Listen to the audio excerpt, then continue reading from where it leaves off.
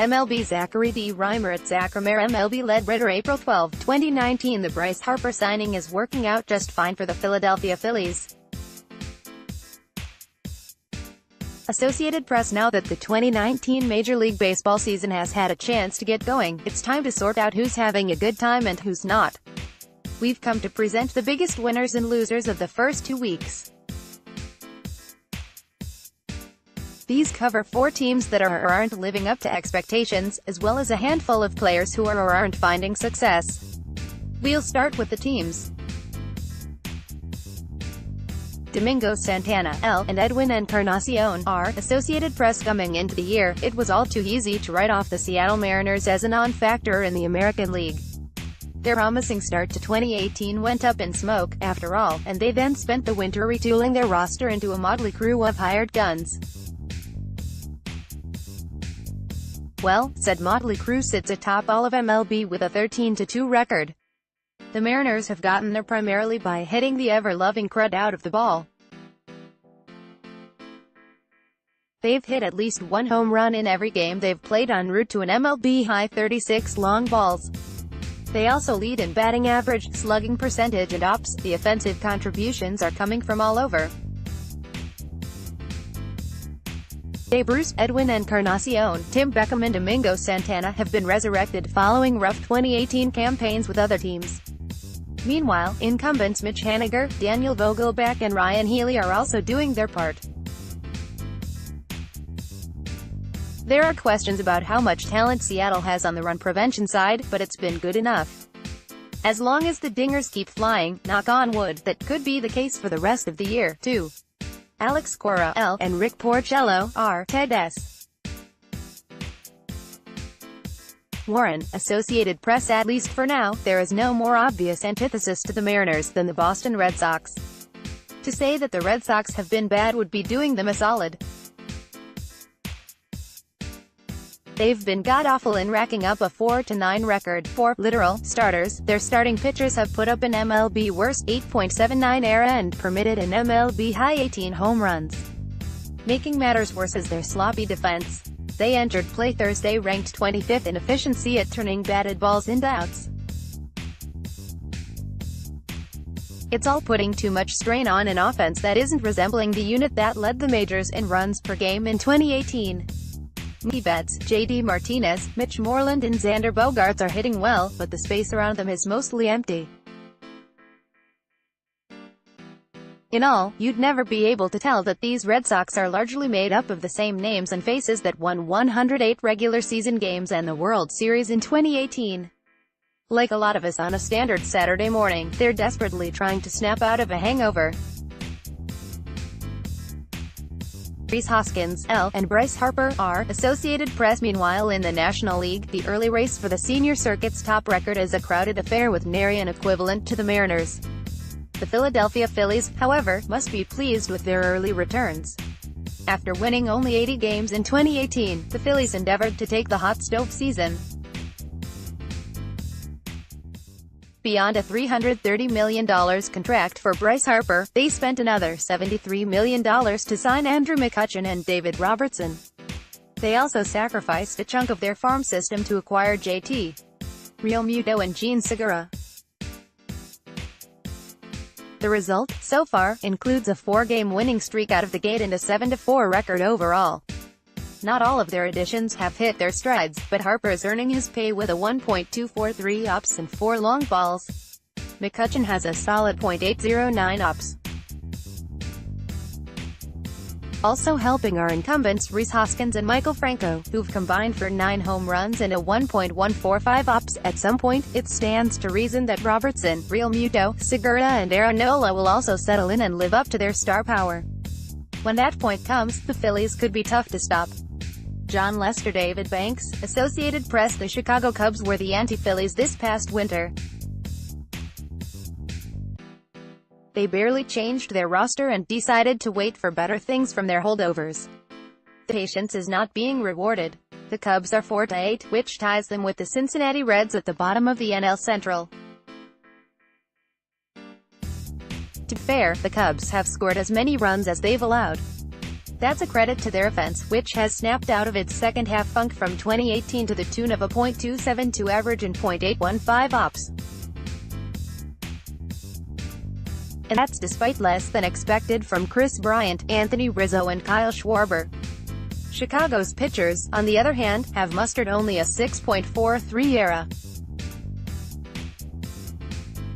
There haven't been many bright spots outside John Lester and Brad Brach, and the former was placed on the injured list with a strained hamstring Wednesday. This is happening just 3 years after the Cubs laid the foundation for a dynasty with a 103-win season and their first World Series championship in over a century. But that foundation began to crack in 2017 and 2018, and it may be on the verge of falling apart. Blake Snell Associated Press. Since they're off to a 10-3 start, the Tampa Bay Rays are indeed worth raving about as a whole. But let's face it, the Rays' red-hot start to 2019 is mostly their pitching staff's doing. The Rays have permitted only 26 runs through 13 games, and their 1.98 ERA is the top mark in MLB by slightly more than half a run. Rays pitchers also lead with a .263 xWOBA, which measures expected production based on strikeouts, walks and contact quality. Reigning Cy Young Award winner Blake Snell has picked up where he left off with a 2.84 ERA and 27 strikeouts through 3 starts. Newcomer Charlie Morton and incumbents Tyler Glasnow, Yonny Chirinos and Ryan Stanek have also dominated at the start of games. At the end of contests, Jose Alvarado is continuing his emergence as the most electric left-handed reliever this side of Aroldis Chapman. Granted, that this is happening isn't too surprising. Rays pitchers started slow in 2018, but they settled into a groove that produced a 3.46 ERA over the team's final 124 games. What the Rays have now is an upgraded version of that pitching staff. Hence the upgraded results. Chris Sale Associated Press. In the topic of pitching, you'll find Chris Sale at the other side of the spectrum from Rays hurlers. The 30-year-old southpaw isn't the only problem in Boston's rotation. His 9.00 ERA through 3 starts isn't great, but Rick Porcello and Eduardo Rodriguez have been worse, and David Price and Nathan Eovaldi haven't been much better. Sale's slow start is especially alarming, however, because all available evidence indicates he's broken.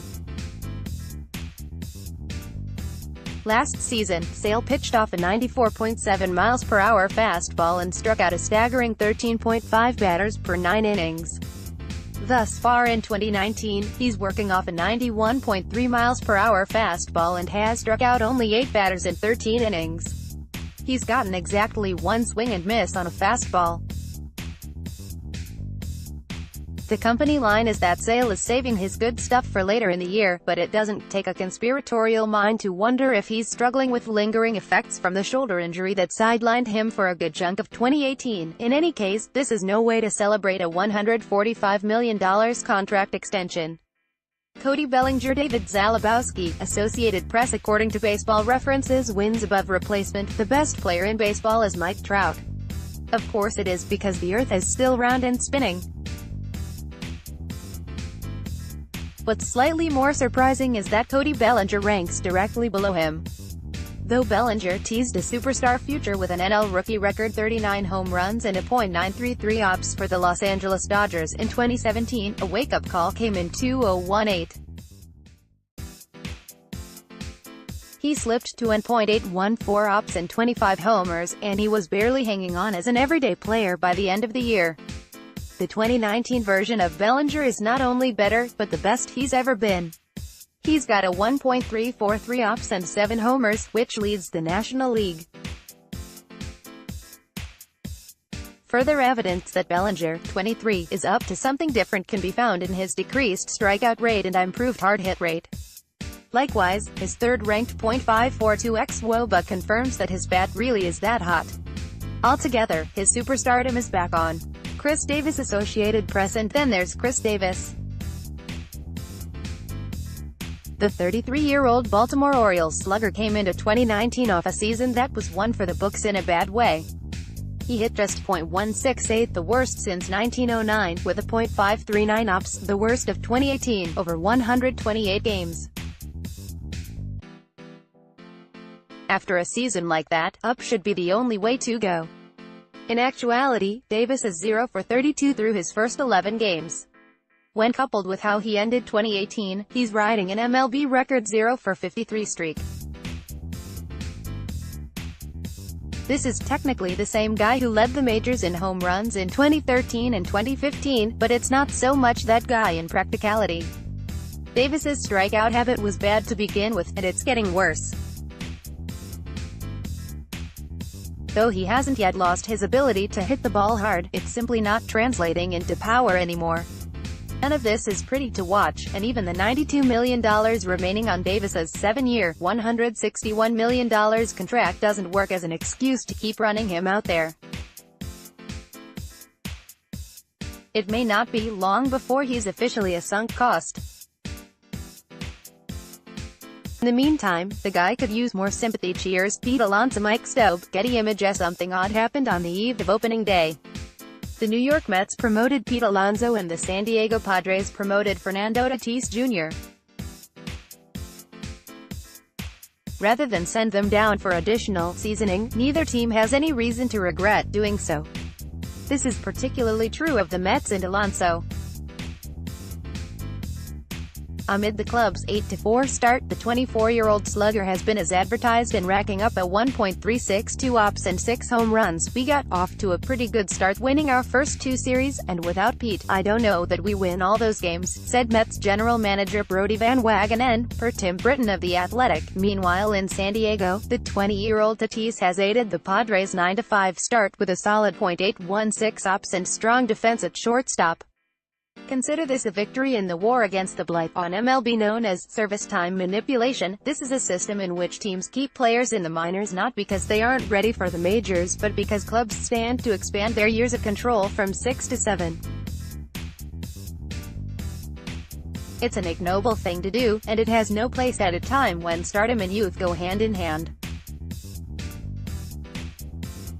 Craig Kimbrel, Associated Press. Now, if only Dallas Keuchel and/or Craig Kimbrel could find a job. By all rights, both should have been snatched off the free agent market a long time ago. Kimbrel is one of the most decorated closers in baseball history. Keuchel won the All-Cy Young Award in 2015, and he was one of only 13 pitchers to cross 200 innings last season. But 2 weeks into the 2019 season, both remain unemployed. There are extents to which this is understandable. Kimbrel was reportedly seeking $100 million, which is indeed a bit much for a 30-year-old whose armor began to crack in 2018. Keuchel also set out for a mega deal despite being a 31-year-old with cracks in his own armor. It's nonetheless baffling that neither was deemed worth some risk. The bright side for them should be that plenty of teams could use a reliable starter, looking at you, Yankees, or an ace reliever, looking at you, everyone. But at this point, neither is likely to get anything beyond a low-risk 1-year deal. Though that will be money saved for some lucky billionaire owners, the pair's continued free agent status is good for nobody. Stats courtesy of Baseball Reference, Fangraphs, Baseball Savant and Baseball Prospectus.